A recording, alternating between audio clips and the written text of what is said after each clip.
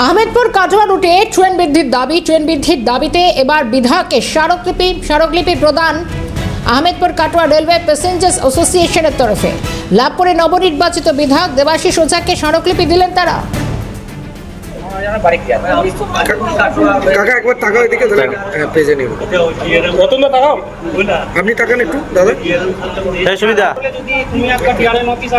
BJP বিধায়কের কাছে স্মারকলিপি কি বলছেন তিনি শুনবো।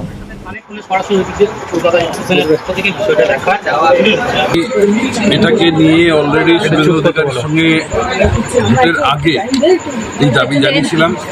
তিনি আমাদেরকে এখানেও কথা দিয়েছিলেন এবং আমার সঙ্গে গিয়ে আমার গ্রামে গিয়ে কথা দিয়েছিলেন, সিটটা হাকুদ আগে জিতে এসো, তারপরে তুমি যা যা বলবে তাই শুনবো। সেই মোতাবেক তিনি এখনও প্রতিশ্রুতিবদ্ধ। ট্রেন হবে, হয়তো দুখানা ট্রেন চেয়েছি, আগে পিছু হবে, দুটো ট্রেনই হবে।